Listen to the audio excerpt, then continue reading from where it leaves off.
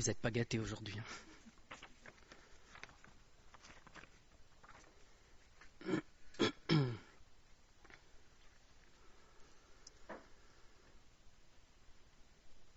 Le titre, ce sera la religiosité ou la foi. Je le dis parce qu'après, sinon, ils viennent nous le demander. J'aurais bien mis en sous-titre, mais ça passera pas pour l'enregistrement, mais Saül ou Jonathan. Vous allez voir à peu près où on va atterrir. Hein.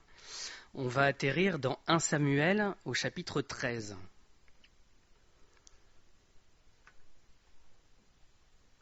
Donc le premier verset, c'est juste l'introduction, on va voir tout le reste après. Saül était âgé de ans lorsqu'il devint roi, et il avait déjà régné 2 ans sur Israël. Donc certains passages laissent le... Donc j'attaque brut de fonderie, hein, je suis désolé, il n'y a pas d'intro, mais ça m'a été livré brut de fonderie comme ça en dernière minute. Certains passages disent il avait 30 ans à ce moment-là, donc ça dépend des manuscrits en fait, hein, mais la date n'est pas claire. D'autres laissent 3 petits points vides comme ça dans beaucoup de traductions, hein, tout ce qui est lié à la seconde en fait c'est laissé vide. Et bon voilà, ce verset-là il m'intéresse pas, c'est pour ça que je vais passer rapidement dessus.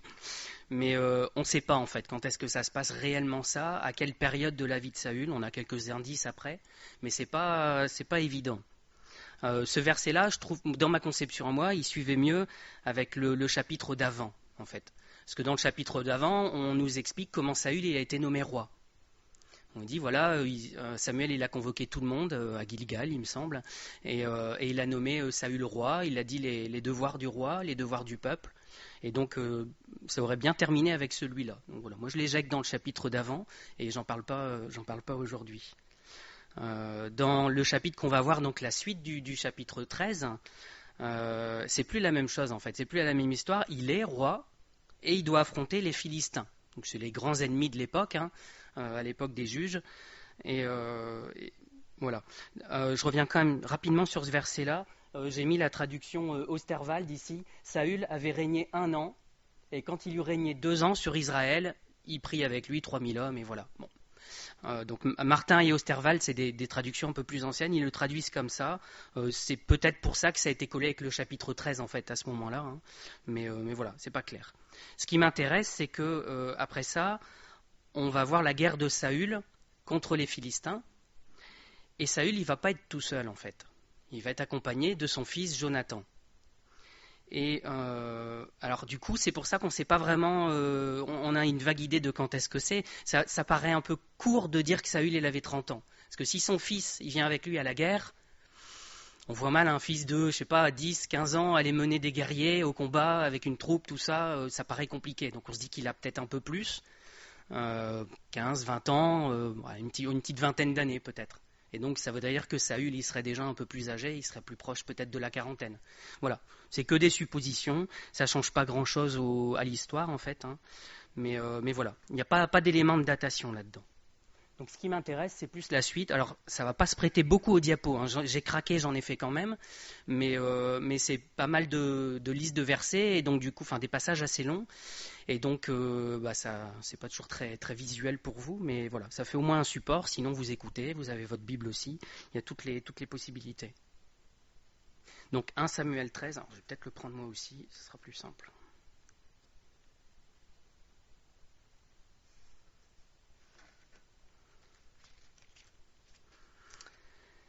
Donc, le premier verset, on l'a lu. Et à partir du verset 2, Saül choisit 3000 hommes d'Israël. 2000 étaient avec lui à Michmash et sur la montagne de Béthel, et 1000 étaient avec Jonathan à Gibéa de Benjamin. Il renvoya le reste du peuple, chacun à sa tente. Jonathan bâtit le poste des Philistins qui était à Géba, et les Philistins la prirent. Saül fit sonner de la trompette dans tout le pays en disant « Que les Hébreux écoutent !» Tout Israël entendit que l'on disait « Saül a battu le poste des Philistins, et Israël se rend odieux aux Philistins. » Et le peuple fut convoqué auprès de Saül à Gilgal. On va déjà s'arrêter là, on verra la suite après. Alors le Micmash, aucun rapport avec notre Micmac à nous, hein. Désolé, moi j'ai cherché, je me suis dit, il y a peut-être un truc intéressant, mais le Micmac tel qu'on l'entend nous, ça vient d'autre chose, et donc voilà. C'est pas lié à ça, même si après il va y régner la confusion, en tout cas pas loin, il va régner la confusion, donc on peut pas s'empêcher de voir le lien quand même si étymologiquement notre mot il vient pas de là. Donc qu'est-ce qui se passe ici? Saül, il prend 3000 hommes avec lui. Et il va faire la guerre aux Philistins en fait. Les autres sont renvoyés chez eux. Alors j'ai trouvé ça déjà un peu bizarre. Me dire, il fait la guerre aux Philistins, il prend un certain nombre d'hommes et puis il renvoie tout le monde chez lui. Donc voilà, c'est assez étrange. Et mais voilà, c'est comme ça. Jonathan, donc Saül, il est, on nous dit à Michmash et à Bethel, il a 2000 hommes avec lui. Et Jonathan, lui, il prend une autre partie de la troupe avec lui. Il embarque 1000 hommes avec lui. Et on nous dit après qu'il va aller attaquer un poste des Philistins qui est à Geba. Alors c'est pareil sur Gibéa, Geba, c'est pas très clair. Il y a deux villes assez proches en fait sur la carte qui sont bien différentes, mais dans le texte, en fonction des manuscrits, des fois les deux sont écrits Gibéa, les deux sont écrits Geba. Enfin c'est pas très clair en fait. Donc voilà. En tout cas, Jonathan, il n'est pas avec son père, il est près d'une de ces deux villes là. Donc Jonathan, il remporte une victoire. Et ça se sait chez l'ennemi. Donc l'ennemi n'est pas content. Et c'est ce qu'on nous dit ici au verset 4. Israël se rend odieux aux yeux des Philistins. Voilà, ils ont gagné, ils en ont honte en fait. Et ils ont peur. Ça donne un peu la situation. Donc j'ai voulu m'intéresser dans ce passage-là. Je suis désolé si c'est brouillon, mais c'est venu en toute dernière minute. Et donc j'ai voulu m'intéresser à Saül et à Jonathan en fait dans ce passage-là. Et au plus j'ai regardé, au plus je me suis dit, mais il y a un de ces contrastes entre les deux qui est saisissant en fait. Et je voulais nous encourager ce matin à regarder comment est Jonathan, prendre exemple sur lui, voir le mauvais exemple de Saül et se dire, oh là là, faut pas que je tombe là-dedans. Donc Jonathan, c'est qui? On ne sait pas grand-chose de lui non plus en fait. Il y a pas beaucoup de passages sur lui quand on prend son histoire. Il y a ce passage ici, il y a les chapitres suivants, il y a quelques passages liés à David, parce qu'il a eu une très forte amitié avec David. Et après, on parle de lui finalement à la mort de Saül, parce qu'il meurt dans une bataille contre les Philistins. Et David pleure sur son ami, pleure sur Saül, et voilà, on n'en parle plus jamais. Donc pas grand-chose sur Jonathan, on sait juste son origine. Tiens, je vais faire une carte. Voilà. Alors ça, c'était pour les villes, c'est vrai, ça me revient en tête. Donc ça, c'est donc vous voyez la mer Morte, la Méditerranée, Jérusalem qui est là-bas. Alors sur la carte ici c'est encore écrit Jébus, mais voilà, c'est la ville qui a été rebâtie par David et qu'il a appelée Jérusalem. On voit Gibéa qui est juste au-dessus, comme je trempe comme un malheureux, vous voyez 10 villes en même temps. Geba qui est juste à côté, donc il y a vraiment un petit écart de quelques kilomètres en fait. Michmash qui est au-dessus et Bethel qui est encore un cran au-dessus. On va parler de Silo dans l'histoire, donc c'est encore un cran au nord, mais tout ça, ça se joue sur une distance de 20 km peut-être en fait, c'est tout petit. Et ce qui est intéressant à retenir aussi, c'est que les Philistins, ils sont dans ces villes-là, initialement, Asdod, Ekron, Ashkelon, Gath, et je ne sais plus la cinquième. Je crois que c'est Azeka, mais on ne la prononce pas comme ça dans la version second. En tout cas, voilà, c'est les 5 villes des Philistins.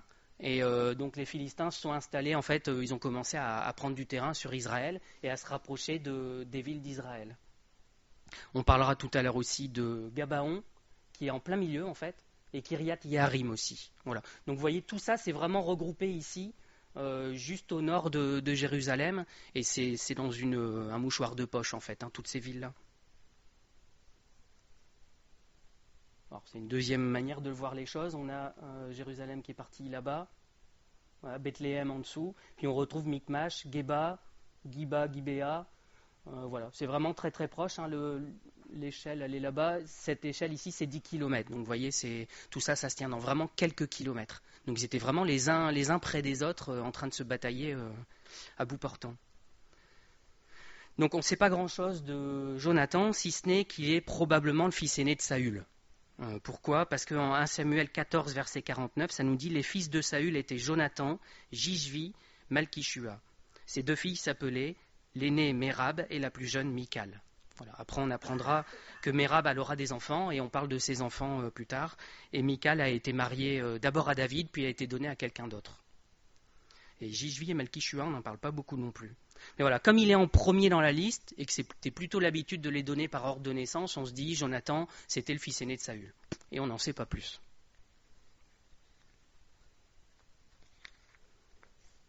Voilà, donc je vous ai dit, l'idée c'était de regarder le contraste entre Saül et Jonathan. Alors on va déjà regarder Saül. C'est le mauvais exemple, hein. Je ne veux pas dire écoutez pas, sinon voilà, ça ne va pas faire contraste avec Jonathan après, mais c'est l'exemple qu'il ne faut pas suivre, il faut insister, hein.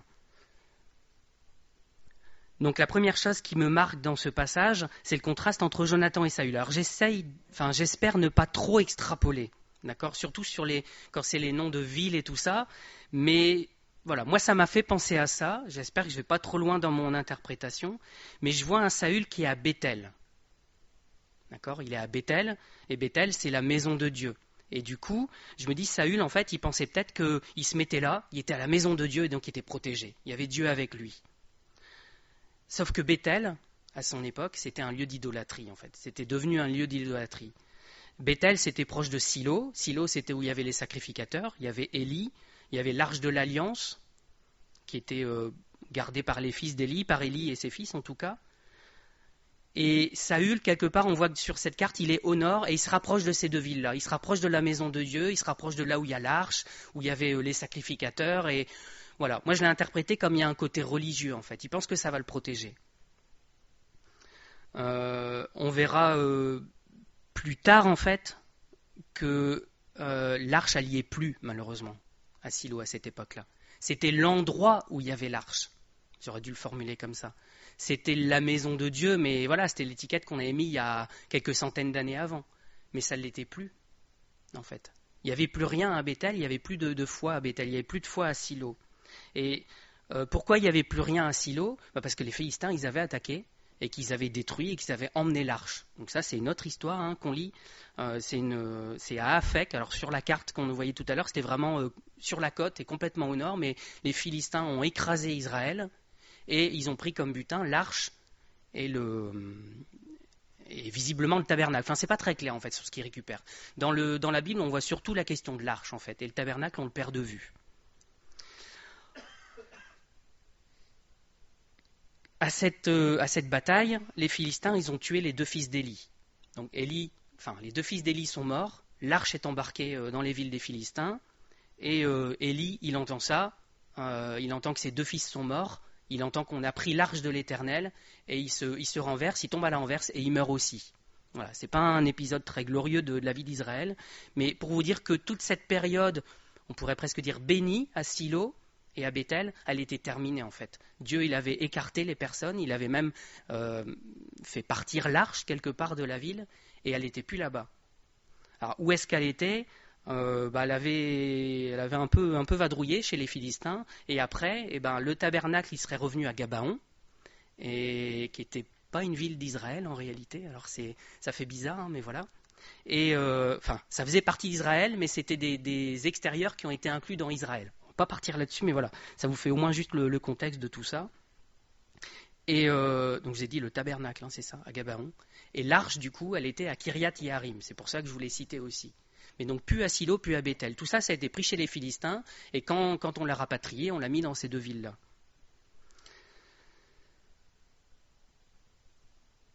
Alors, 1 Samuel 14, verset 3, il faut que je retrouve pourquoi je l'ai écrit. C'est Akija, fils d'Achitub, frère d'Ikabod, fils de Phinehas, fils d'Élie, sacrificateur de l'Éternel à Silo, portait l'éphod. Le peuple ne savait pas... Voilà. Et... en verset 18, Saül dit à Akija, fais approcher l'arche de Dieu, car en ce temps-là, l'arche de Dieu était avec les enfants d'Israël. Donc on voit que voilà, Saül il s'est rapproché de ça, il s'est rapproché du sacrificateur à l'époque, et il y avait ce côté religieux. Béthel, c'était au sud de Silo. Alors j'ai un verset juste pour vous dire que je raconte pas n'importe quoi, mais c'est Juge 21, verset 19. Voici, il y a chaque année une fête de l'Éternel à Silo, qui est au nord de Béthel, à l'orient de la route qui monte de Béthel à Sichem. Donc voilà, juste pour la géo, mais je suis très mauvais en géo, donc je suis très mauvais à vous l'expliquer probablement. Donc Saül avait visiblement besoin d'avoir un sacrificateur avec lui, d'avoir l'arche, d'être près des villes où c'est écrit maison de l'Éternel, et ça devait le rassurer, ça devait lui faire du bien. Voilà. Moi je l'interprète comme ça. Je pense qu'il était religieux, et pourquoi je dis ça aussi, c'est parce qu'après on le voit en fait. Après, dans la suite du chapitre 13, Samuel lui dit, écoute, tu m'attends 7 jours à tel endroit, et je vais offrir le sacrifice. Et en fait, Saül, il ne va pas attendre. Il va attendre, et voyant que Samuel n'arrive pas, il s'est dit mince, tout le monde part, puis voilà, il offre lui-même le sacrifice. Et quand Samuel va le voir, voilà, quand Samuel va le voir, ça donne ça. Donc le peuple rentra au camp, les anciens d'Israël dirent, pourquoi l'Éternel nous a-t-il laissé... Non, c'est pas ça. Non. Alors c'est un verset après.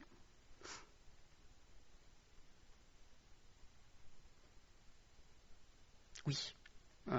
Pourquoi je dis ça? Parce que je pense qu'il ressemble au peuple d'Israël, en fait. Il y avait déjà en Israël cette idée que si j'ai la maison de Dieu avec moi, si j'ai des choses de Dieu avec moi, je vais remporter la bataille, en fait. C'était une forme de superstition. Et je reviens du coup sur ce verset-là en 1 Samuel 4, donc c'est bien avant, hein, mais ça donne la même idée, en fait, de superstition. C'est pour ça que je l'ai repris. 1 Samuel 4, versets 3 à 7. Donc ça, c'est cette fameuse bataille où les deux fils d'Élie sont tués, où on va embarquer l'arche après. On est là juste un tout petit peu avant. Donc 1 Samuel 4, et à partir du verset 3, le peuple rentra au camp, et les anciens d'Israël dirent, « Pourquoi l'Éternel nous a-t-il laissé battre aujourd'hui par les Philistins? Allons chercher à Silo l'arche de l'alliance de l'Éternel, qu'elle vienne au milieu de nous, qu'elle nous délivre de la main de nos ennemis. » Le peuple envoyait des messagers à Silo, d'où l'on apporta l'arche de l'alliance de l'Éternel des armées qui siège entre les chérubins. Les deux fils d'Élie, Ophni et Phinéès, étaient là avec l'arche de l'alliance de Dieu. Donc vous voyez le comportement du peuple d'Israël. On va chercher l'arche de l'alliance, elle sera au milieu de nous et on va gagner. Et au verset 5, lorsque l'arche de l'alliance de l'Éternel entra dans le camp, tout Israël poussa de grands cris de joie, et la terre en fut ébranlée. Le retentissement de ces cris fut entendu des Philistins. Et ils dirent, « Que signifient ces grands cris qui retentissent dans le camp des Hébreux ?» Et ils apprirent que l'arche de l'Éternel était arrivée au camp. Les Philistins eurent peur parce qu'ils crurent que Dieu était venu dans le camp. J'aime bien la formulation, hein. Ils crurent que Dieu était venu dans le camp. Mais Israël aussi, il l'a cru en fait. Il s'est dit, on a l'arche avec nous, on va être délivrés de nos ennemis. Et en fait, ils associaient l'arche à la présence nécessaire de Dieu. Sauf qu'à ce moment-là, Dieu il a dit, il a laissé partir son arche. En fait, il s'est dissocié de ça, et son arche était là, mais pas lui. Il a décidé de ne pas donner la victoire à Israël. On ne peut pas dire qu'il n'était pas là, on ne peut pas dire qu'il... Voilà, il est partout, donc on ne peut pas dire qu'il n'était pas là. Mais il a abandonné Israël, et ce n'est pas parce qu'ils avaient avec eux l'arche qu'ils avaient le bénéfice de la présence de Dieu, qu'ils avaient la victoire. Donc c'était déjà ce côté religieux, en fait, hein, d'Israël et puis des autres peuples autour, en fait. Finalement, ils ressemblent aux autres. Dans tous les peuples, on a des gris-gris, des bricoles, des choses, même, ça pourrait être notre Bible, hein. On pourrait dire, bah, moi j'ai ma Bible avec moi, voilà, j'ai la parole avec et je suis protégé, et on peut faire cette association-là. Donc je pense que Saül, il avait de cet esprit-là, en fait. Il se disait, moi je suis près des sacrificateurs, je suis près de l'arche, et donc je suis près de la maison de Dieu, ben, je vais avoir la victoire grâce à ça. Quelque part, il s'attachait à des choses du passé. Je vous ai dit, Silo, c'était terminé. Bethel, c'était terminé. L'arche, elle y était plus. La maison de Dieu, c'était plus la maison de Dieu, en fait. Et lui, il continuait à s'attacher à ça. Donc je pense aussi qu'il y a une forme de religion, de superstition de Saül, qui se dit qu'il y a un bénéfice à tout ça, et qui confond ça avec la réelle présence de Dieu, en fait. Donc on revient maintenant dans le bon ordre à ce qui se passe plus tard, et donc à ce fameux épisode où Samuel lui dit « Attends-moi pour offrir le sacrifice ». Et en fait, Saül l'attend, mais pas assez. Et comme Samuel n'arrive pas dans les temps, et Saül il offre lui-même le sacrifice. Ce qui est intéressant, c'est de voir les propos de Saül, en fait. Alors, j'ai écrit versets 8 à 12, mais pas le chapitre. Si, c'est le 13.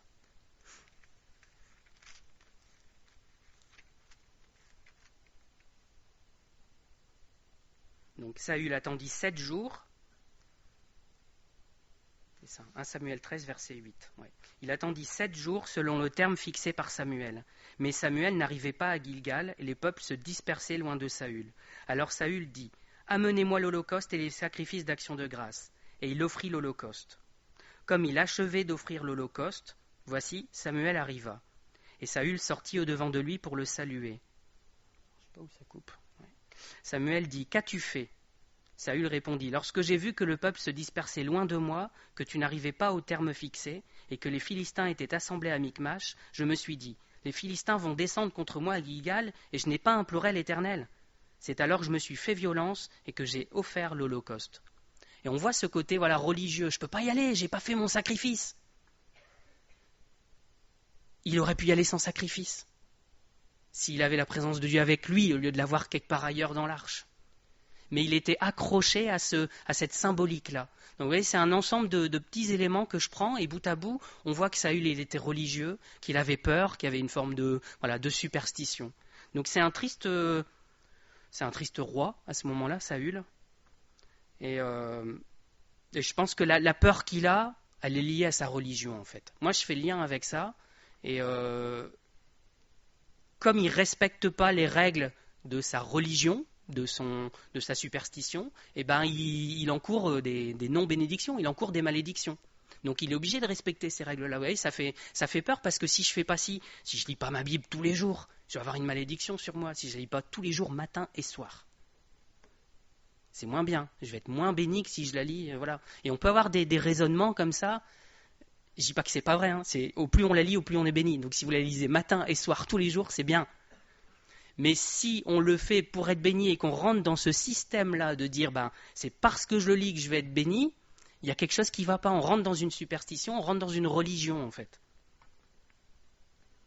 Donc ce roi il a peur, et puis ce qu'on voit dans les versets, c'est que Israël se rend odieux aux Philistins, et puis ils ont tous peur en fait, ils se sauvent tous. On reviendra après sur la suite. Donc ça, c'est l'état de Saül. Pas très glorieux. Maintenant, on en arrive à Jonathan, qui lui est le bon exemple là-dedans. Donc où est-ce qu'il est, Jonathan? Alors c'est vous dit, c'est pas clair entre Gibéa, mais les deux villes sont vraiment côte à côte, et donc ça change pas grand-chose en fait. Mais ce qui est intéressant, c'est que Saül, il s'est éloigné des Philistins. Lui, il s'en rapproche. Il va au contact quasiment. On dit les Philistins, ils étaient à Gibéa, lui et à Giba, ils se voient, je pense. Ils sont vraiment côte à côte. Donc lui, il n'a pas peur. Et c'est ça qui me marque dans cette histoire, c'est que on ne voit pas de questions, on ne voit rien. Alors la Bible, elle est des fois assez courte dans ce qu'elle nous dit. Mais là, on nous dit juste... donc Saül, il renvoie le peuple, il y a 1000 hommes avec Jonathan, et le verset 3, c'est Jonathan bâtit le poste des Philistins qui est à Géba. Voilà, on n'en sait rien, on ne sait pas, mais visiblement, il ne s'est pas posé de questions, il a été et il a remporté une victoire. Donc ça, c'est un premier élément. Ce qui est intéressant aussi, c'est que Saül, il s'accroche au passé, là où il n'y a plus l'arche. Jonathan, il descend, et en fait, il se rapproche de Gabaon et de Kiriath-Yearim. Donc lui, il se rapproche de là où il y a réellement la présence de Dieu, finalement. Alors, voilà, c'est peut-être j'extrapole peut-être de trop, mais je trouvais ça intéressant de voir que lui, il va au contact de l'ennemi, dans la direction, il va là où il y a la présence de Dieu aussi, en réalité, et en tout cas, il va dans cette direction-là, et Saül, c'est tout l'inverse. Alors pourquoi je vous dis Gabaon et tout ça, c'est à cause de ce verset-là qu'on retrouve dans 2 Chroniques. Quand on cherche les mentions de l'arche, c'est pareil, il y a un grand trou. Entre ce moment où on voit les Philistins qui l'embarquent, qui la redonnent à Kiriath-Yearim, et puis après, ça disparaît. Et on retrouve les choses dans 2 Chroniques, donc vraiment plus tard au moment des rois, au moment de Salomon. 2 Chroniques, chapitre 1, versets 3 et 4. Salomon se rendit avec toute l'assemblée au haut lieu qui était à Gabaon.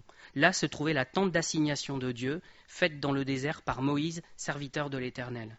Mais l'arche de Dieu avait été transportée par David de Kiriath-Yearim à la place qu'il lui avait préparée, qu'il avait dressé pour eux une tente à Jérusalem. Donc là, ça nous dit David, il l'a déplacé de Kiriath-Yearim à Jérusalem, dans le temple qu'il lui avait fait. Mais donc à l'époque de Saül, c'est à Kiriath-Yearim. Étonnamment aussi, Gibéa, c'est la ville de naissance de Saül. Je trouve ça intéressant aussi. Jonathan, il protège cette ville, ça a une importance à ses yeux. Et Saül, lui, beaucoup moins, visiblement. On pourrait se dire, on est presque dans des films, mais c'est ma ville de naissance, je vais y aller, et puis voilà, courageux et tout. Et puis, non, il s'en écarte, et puis Saül, il y va pas. Donc voilà, lui, il y a quelque chose de particulier. Et c'est une différence entre les deux. Maintenant, c'est peut-être que de la bricole, je me fais peut-être des idées. Jonathan, il n'a pas de sacrificateur avec lui. Il y va.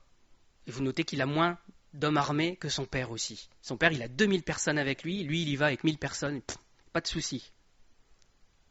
En fait, Jonathan, quand on regarde, alors je vous dis, on n'a pas beaucoup sur lui, mais on se rend compte qu'il avait la même foi, le même courage que David. Et c'est marquant Moi, voilà, j'ai repensé nécessairement à David qui s'approche de Goliath. Et donc c'est ce qu'on voit en 1 Samuel 17, c'est pas très longtemps après en fait. Alors ça s'arrête aux bêtes des champs. Ok. Le Philistin, 1 Samuel 17, versets 41 à 47. Le Philistin s'approcha peu à peu de David, et l'homme qui portait son bouclier marchait devant lui. Le Philistin regarda, et lorsqu'il aperçut David, il le méprisa, ne voyant en lui qu'un enfant, blond et d'une belle figure. Le Philistin dit à David, « Suis-je un chien pour que tu viennes à moi avec des bâtons ?» Et après l'avoir maudit par ses dieux, il ajouta, « Viens vers moi, et je donnerai ta chair aux oiseaux du ciel et aux bêtes des champs. » Ça donne le contexte des Philistins aussi, c'était très, très sympathique. Et la suite, David dit aux Philistins, « Tu marches contre moi avec l'épée, la lance et le javelot. Et moi, je marche contre toi au nom de l'Éternel des armées, du Dieu de l'armée d'Israël que tu as insulté. Aujourd'hui, l'Éternel te livrera entre mes mains. Je t'abattrai, je te couperai la tête. Aujourd'hui, je donnerai les cadavres du camp des Philistins aux oiseaux du ciel et aux animaux de la terre. » C'est tout aussi joyeux. Et toute la terre saura qu'Israël a un Dieu. Et toute cette multitude saura que ce n'est ni par l'épée, ni par la lance que l'Éternel sauve, car la victoire appartient à l'Éternel, et il vous livre entre nos mains. Il y a cette foi dans David, et ce jeune garçon qui arrive, il va face à un géant, et il cherche pas, quoi. Et Saül a essayé de dire, attends, prends mon armure, prends mes armes, tout ça, et puis impossible de bouger. David, il y va avec quoi? Avec rien. Jonathan, il y va avec quoi? Avec rien. Parce que dans la suite du texte, on voit qu'ils n'avaient plus d'armes en Israël. Les Philistins, ils avaient tout confisqué. Et quand on voulait ne serait-ce que aiguiser ces outils, les affaires des champs et tout ça, il fallait les demander aux Philistins, il fallait leur payer. Donc il n'y a plus une arme en Israël, en fait. Il n'y a plus que Saül et Jonathan qui ont une arme. Ça ne fait pas beaucoup, hein. Et Jonathan, il y va et il bat le poste des Philistins. Je trouve que c'est vraiment deux fois complètement identiques, en fait, entre David et Jonathan. Et Saül, il a tenté de donner ses armes à David, et David ne sait pas les utiliser. Il y va avec pas grand-chose.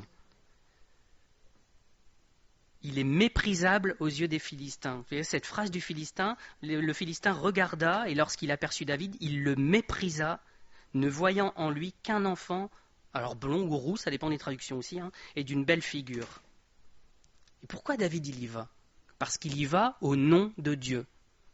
Et Jonathan, c'est exactement la même chose. Et au nom de Dieu, quand on dit le nom d'une personne, en fait, ça symbolise la personne. Il y va avec cette personne-là, en fait. Et David, il l'a bien compris. Il dit, c'est pas mon épée, c'est pas la lance, c'est pas au travers de ça que Dieu il va sauver.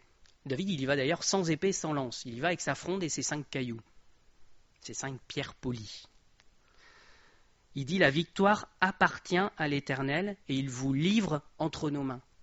C'est pas moi qui fais quoi que ce soit, c'est Dieu qui donne la victoire. Et Jonathan, il y va de la même manière. On va voir une deuxième histoire après ça, où il y va exactement de la même manière. En fait, un peu plus tard, en 1 Samuel 14,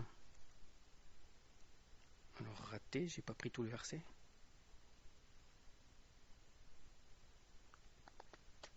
Si, c'est ça.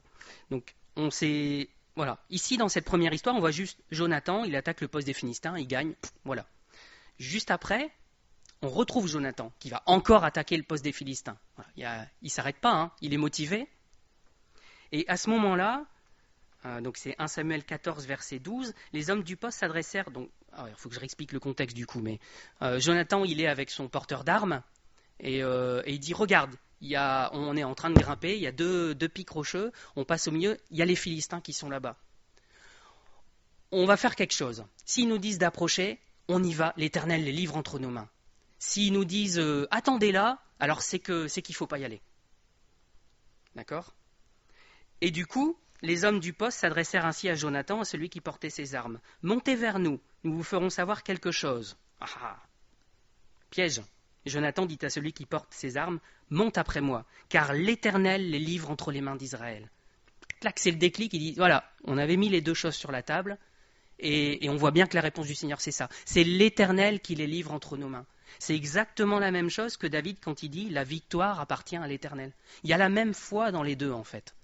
Et je trouve ça incroyable de voir les deux, et ça explique, je pense aussi, pourquoi ils ont une amitié tellement forte, parce qu'ils avaient cette foi identique dans leur cœur. Ils aimaient le Seigneur, et ils avaient confiance en lui. Donc ils y vont, donc pas dans le premier là qu'on a lu, mais dans le deuxième, et ils battent à eux deux une vingtaine de Philistins sur un terrain qui est tout petit, dont on n'a pas vraiment les dimensions, c'est pas très clair non plus. Beaucoup de choses pas très claires, mais c'est parce que c'est des détails auxquels il ne faut pas qu'on s'attache. Ce qui est intéressant pour moi, et c'est bien qu'il soit là dans le culte, c'est que quand on considère David à ce moment-là, quand on considère Jonathan, c'est des jeunes. C'est des jeunes. Et donc c'est un encouragement aussi pour les jeunes. Quand on voit le Saül qui est en pleine force de l'âge, il y a la quarantaine, il se cache. Oh non, c'est pas un vieux à 40 ans, mais voilà, il est dans la force de l'âge, mais il se comporte comme une personne âgée qui ne peut plus rien faire. Et en fait, il n'y a pas. C'est l'âge où il doit y aller, en fait. Bon, ce message ne le dit pas que pour vous, vous en avez conscience. Saül, il est adulte, il est roi, il doit montrer l'exemple aussi. Et quel exemple il montre? Il a peur. Et donc, tout le monde a peur autour de lui.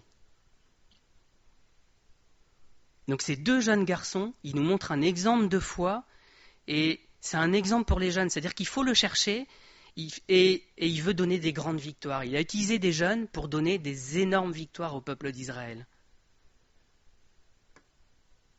Il y a cette phrase dans 1 Timothée 4 que je prenais pour moi, je vais continuer à le prendre pour moi pour l'instant, que personne ne méprise ta jeunesse, mais sois un modèle pour les fidèles, en parole, en conduite, en charité ou en amour, en foi, en pureté.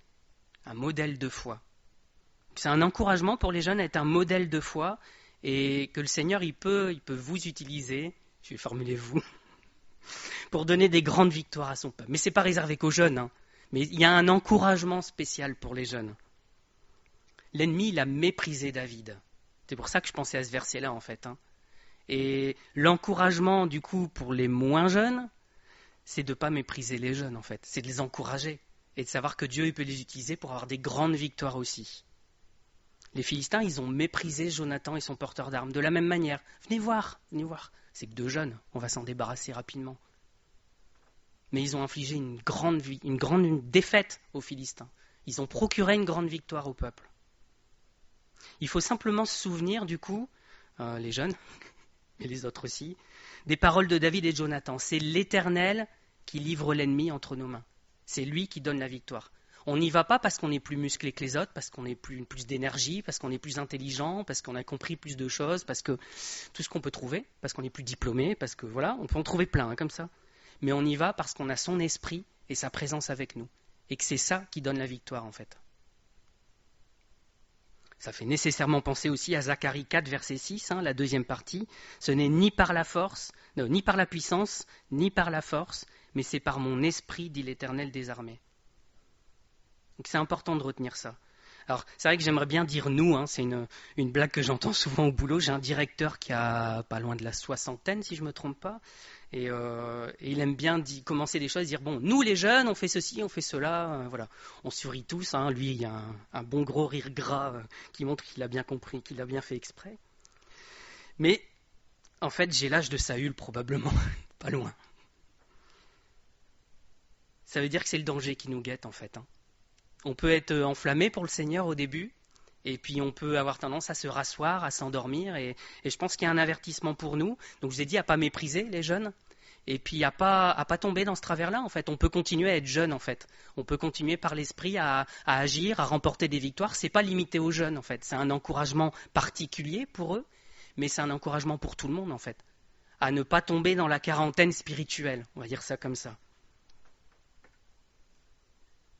Donc Jonathan, finalement, on a ce contraste entre son... Il faut que j'enlève le Jonathan du début de la phrase, ce sera plus clair. On a ce contraste entre Saül, qui est religieux, qui a oublié d'où il vient en fait, qui est superstitieux, et Jonathan qui a une foi vivante comme celle de David et qui attaque, qui y va pour le Seigneur en fait. Alors la question, c'est et nous? À qui on ressemble en fait? Est-ce qu'on est comme Saül et qu'on pense être protégé parce qu'on vient dans un bâtiment sur lequel est écrit Église évangélique, Maison de l'Éternel? On n'a pas écrit Maison de l'Éternel, tel quel, mais bon, on en comprend ça, on vient à la maison de Dieu quand on vient au culte. C'est ce qu'on se dit. C'est un abus de langage, c'est pas bon. Est-ce qu'on a besoin de la présence d'un sacrificateur? Ben non, on n'en a plus. D'un prêtre? Ben non, on n'est pas dans l'Église catholique. Bon, ben un ancien, un pasteur. Et si on les a, on est béni. Ça ne devrait pas être limité à ça. J'espère qu'on est une bénédiction pour vous. Mais voilà, il ne doit pas y avoir de cette superstition de là, je suis pas loin de lui. Tout à l'heure, on disait les gens qui voudraient être loin de moi. Mais voilà, je suis pas loin de lui, je vais être béni. Voilà, mais ça se fait pas comme ça en fait. C'est pas ça la question. Quand vient le danger, comment on réagit? Saül, il a tremblé, il a eu peur. Il s'est éloigné, et puis il a attendu, il a compté sur un geste venant d'on ne sait pas trop où pour faire quelque chose, on ne sait pas trop quoi en fait. Enfin voilà, il attendait. On le voit à plusieurs moments, il attend, et il fait rien. Pour un roi, c'est triste. Alors, je pense qu'on ne peut pas éviter par moment la peur. La peur, elle est salutaire. J'ai déjà prêché là-dessus. Il y a des peurs qui nous font faire, qui nous approchent de Dieu, en fait, qui nous poussent dans les bras de Dieu, et c'est bon. Mais on ne doit pas être dirigé par la peur, on ne doit pas être constamment dans la peur. On ne doit pas la subir en fait. Ça peut être un moment parce que c'est nos réactions humaines, c'est comme ça. La peur, ça nous permet aussi de retirer notre main du feu. Enfin, il y a la douleur aussi. Mais voilà, il y a des choses qui font peur et c'est fait exprès pour nous éloigner du danger. Mais il y a des moments où spirituellement, il faut y aller en fait. Et c'était ça l'exemple de Jonathan. Saül, il voit le danger, il se recule. Jonathan, il voit le danger, il y va. Et c'est ce contraste entre les deux qui est impressionnant. Mais nous, on ressemble à quoi alors? Est-ce qu'on se cache discrètement dans notre coin en se disant « Oh là là, si je vais embêter l'ennemi, il ne va pas être content et je vais me rendre odieux à ses yeux. » Alors on va pas le toucher et puis on va vivre comme ça, chacun l'un en face de l'autre et puis on va essayer de gérer ça comme ça. Jonathan, il ne s'est pas posé de questions.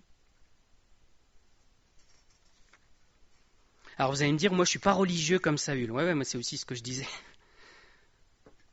Mais je crois que c'est pas un... Quand on se dit ça, c'est parce qu'on s'imagine qu'il y a le 100% religieux et le 0% religieux.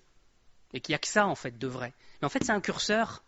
C'est un curseur et voilà, je me considère pas comme religieux à 100%, mais je reconnais d'un fois dans mes réactions qu'il y a un côté religieux encore à certaines choses. Il y a un côté, vous savez, des règles de fonctionnement, des habitudes.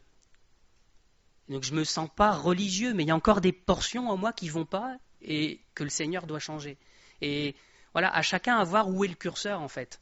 Et il y a des gens qui sont à 90% religieux, il reste un bout de foi, quelque chose, voilà. Le Seigneur, il veut tirer le curseur jusqu'au bout. Il veut tirer le curseur jusqu'à 100% de foi et qu'il n'y ait plus de religieux. Mais il y a du boulot dans nos vies, hein.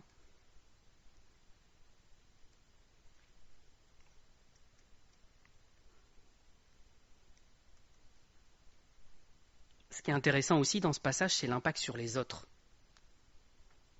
On l'a déjà abordé plus ou moins. Saül. Alors, encore un gros pavé. 1 Samuel, chapitre 13, versets 4 à 7. Donc c'est la suite de ce qu'on a lu. Tout Israël entendit que l'on disait « Saül a battu le poste des Philistins. » On l'a lu. Et Israël se rend odieux aux Philistins. Et le peuple fut convoqué auprès de Saül à Gilgal. Les Philistins s'assemblèrent pour combattre Israël. Ils avaient 1000 chars et 6000 cavaliers. Et ce peuple était innombrable comme le sable qui est sur le bord de la mer. Ils vinrent camper à Michmash, à l'orient de Beth-Aven. Les hommes d'Israël se virent à l'extrémité, car ils étaient serrés de près, et ils se cachèrent dans les cavernes, dans les buissons, dans les rochers, dans les tours, dans les citernes. Il y eut aussi des Hébreux qui passèrent le Jourdain pour aller au pays de Gad et de Galaad. Il est triste, l'état d'Israël. Ils se cachent dans des buissons, dans des citernes.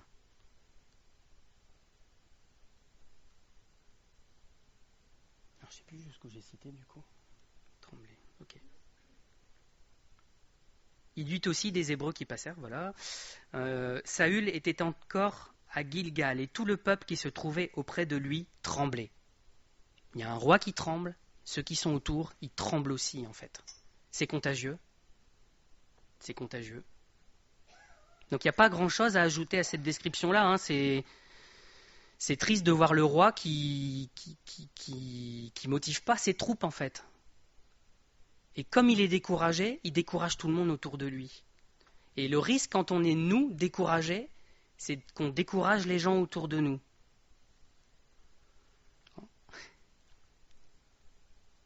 Alors j'ai ma propre situation en tête. On va faire un binôme, Laurence. On a un moment un peu compliqué au boulot en fait. Bon, c'est compliqué d'expliquer, je ne peux pas expliquer en détail, mais voilà, on a pareil, une surcharge de projets, de travail, des gens à l'échelon du dessus qui balancent, et il faut des délais, et on court comme des dératés, on n'y arrive plus. J'ai un collègue qui est parti il y a 1 an et demi, qui a changé d'endroit, enfin, il est parti dans un autre service parce que voilà, il supportait pas la manière dont ça se passait. J'en ai un autre qui part là, débauché par une société privée. J'en ai encore un autre qui part en retraite en juillet. Donc, sur une équipe de 8, ça fait fouf, on se retrouve à 5. Et je perds voilà, plus de la moitié de mes développeurs. Donc un peu compliqué. Et pour bien faire les choses, dans pas longtemps, on fait des travaux dans l'ensemble du bâtiment, les 6 étages, pour refaire 400 prises réseau et téléphoniques. Donc ça va tirer des câbles dans tous les sens. Alors c'est pas nous qui tirons les câbles, hein, je vous rassure. C'est une société, mais voilà, faut les pister, faut être derrière eux, faut être là quand il y a un moindre souci. Donc ça se rajoute au reste. Il y a un sentiment comme beaucoup d'endroits, je pense, hein, de manque de reconnaissance de la part des collègues. Pas envers moi, hein, mais envers la direction, envers les gens autour. Et ils se disent, moi, je bosse pour quoi, en fait? Les gens me laissent me dépatouiller dans mon bazar et personne n'en a rien à faire. Finalement, si je fais rien, c'est pareil. Moi, après tout, je bosse pour eux à la base. Et c'est vrai que le métier d'informaticien, c'est ça. On bosse pour les gens. On est là pour les dépanner. On est là pour leur faire leurs applications et essayer que ça se passe au mieux pour eux, qu'ils soient le plus aidés possible dans leurs tâches. Et donc, quand ça ne suit pas en face, on dit ça sert à quoi de bosser pour eux? De toute façon, ils s'en fichent. C'est pas vraiment le cas. Hein. C'est juste il y a un fond de ça, mais il y a une perception qui est mauvaise aussi. Hein. Je vais insister aussi. Donc j'arrête le tableau noir, hein, mais voilà, on peut lister beaucoup de choses comme ça. Et du coup, toute l'équipe est en train de sombrer, en fait. Toute l'équipe a démotivé.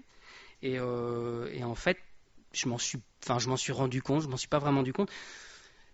J'ai l'impression que j'ai commencé à sombrer avec eux, en fait, à commencer à plonger et à perdre un peu la motivation, le courage. Et voilà. Alors, avant-hier midi, du coup, hier midi, c'est quand j'écrivais ça. J'ai le collègue qui part, avec qui je mange, et qui me dit, tu sais, on s'est tous rendu compte que tu étais en train de plonger, là, hein, et que tu perdais la motivation, et si toi tu lâches, on ne sait pas comment on va faire. Je te colle pas la pression. Non, mais c'est gentil dans un sens, parce qu'il dit, voilà, faut que tu tiennes, quoi. Sinon, nous, on pourra pas. Donc c'est gentil, ça met une pression supplémentaire. Et j'essaye d'encourager les collègues, leur dire, mais il y a un mauvais moment. On peut avoir espoir qu'on ait des recrutements, qu'on ait des gens qui arrivent, même si là aussi, hein, dans le secteur informatique, c'est super compliqué voilà, nos concours de fonction publique, ils attirent pas, parce que c'est payé 2 fois moins que dans le privé, hein, pour des informaticiens. Parce que le concours est bête, et donc voilà, les gens, ça les intéresse pas de passer un concours idiot. Il y a plein de critères, donc même le recrutement, il n'est pas gagné derrière. Mais je leur dis, écoute, on peut avoir des gens, il y a des projets qui vont s'arrêter, on va prendre un mauvais moment, mais voilà, il faut serrer les dents, et après, ça va aller mieux. Mais voilà, ça reste un espoir humain, en fait. Ça reste un peu une manière de motiver les troupes. Alors je leur ai dit, hein, moi je suis pas du genre le chef de guerre qui va, ouais, on y va, vous inquiétez pas, on aura la victoire, même si on se fait écrabouiller à la fin, on se fait laminer. Voilà, faut être réaliste aussi. Donc il y a des fois, il faut dire juste on n'y va pas, puis c'est tout, quand on peut. Mais je me suis rendu compte, tristement, de mon impact sur mes collègues, en fait.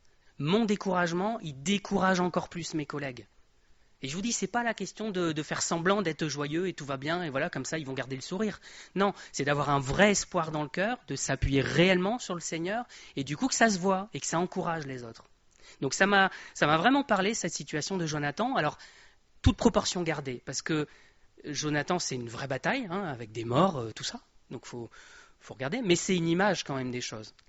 C'est une image aussi spirituelle des choses. Jonathan, il va se battre contre l'ennemi. Je ne peux pas dire que j'ai un ennemi au boulot, d'accord. Si j'ai un ennemi, ce serait éventuellement le découragement.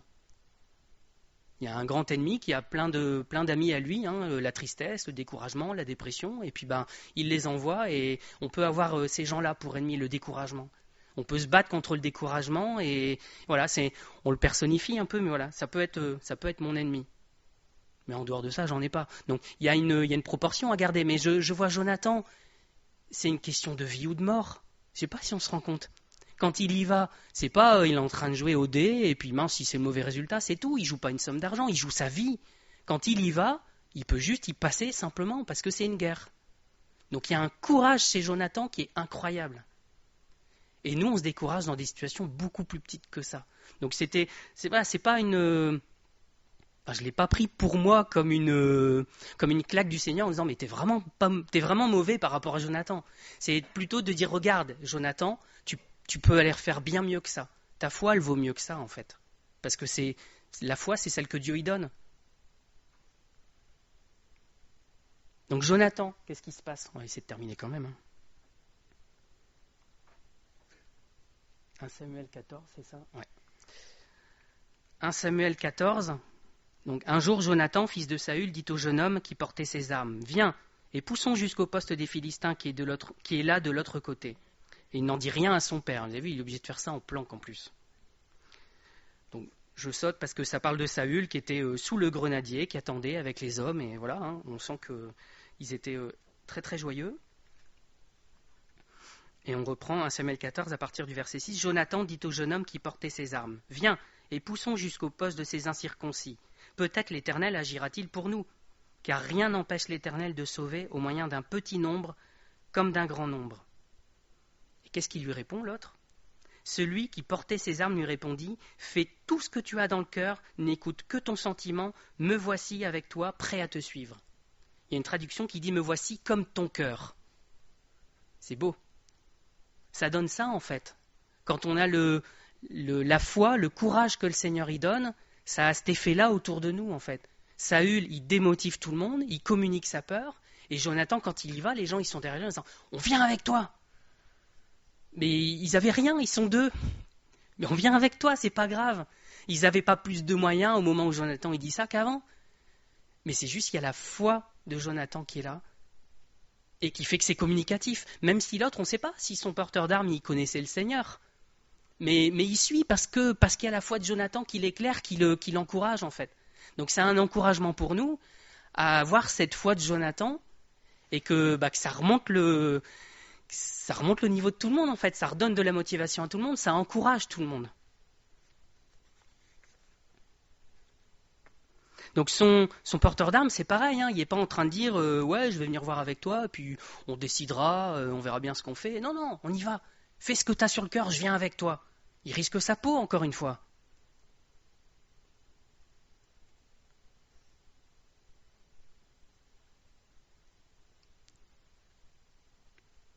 Tous les guerriers ont fui, quasiment, à ce moment-là.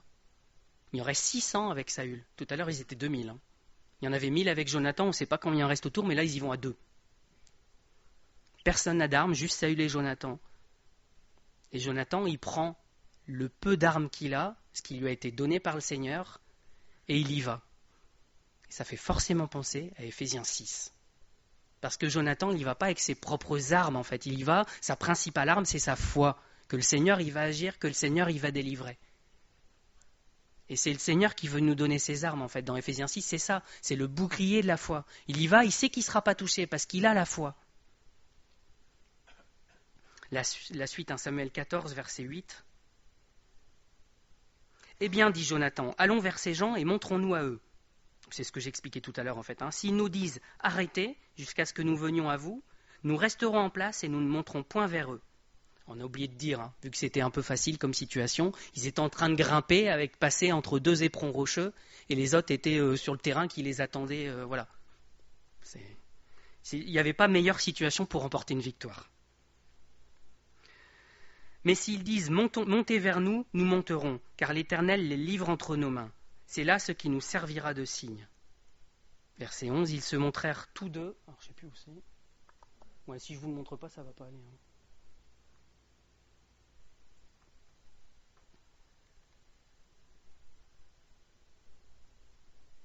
Ils se montrèrent tous deux au poste des Philistins, et les Philistins... Ça doit être là-dedans. Bon, sinon, vous m'écoutez, je me suis un peu perdu dans les diapos.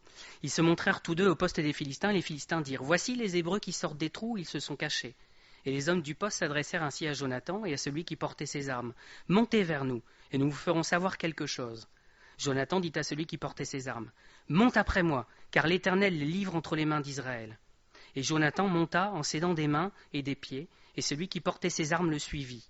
Les Philistins tombèrent devant Jonathan, celui qui portait ses armes donnait la mort derrière lui.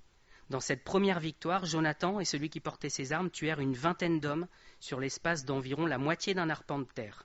On en comprend que ce n'est pas grand-chose, mais voilà. L'effroi se répandit au camp, dans la contrée et parmi tout le peuple, et le poste et ceux qui ravageaient furent également saisis de peur. Le pays fut dans l'épouvante, c'était comme une terreur de Dieu.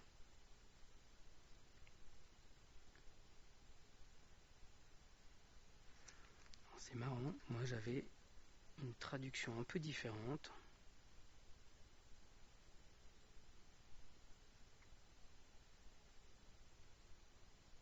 Alors je ne sais plus où, mais il y a un endroit où c'est écrit, alors c'est peut-être une des traductions différentes, parce que je n'utilise pas la même traduction toujours, et qui disait que Dieu, il a même envoyé un tremblement de terre en fait, dans l'une des versions.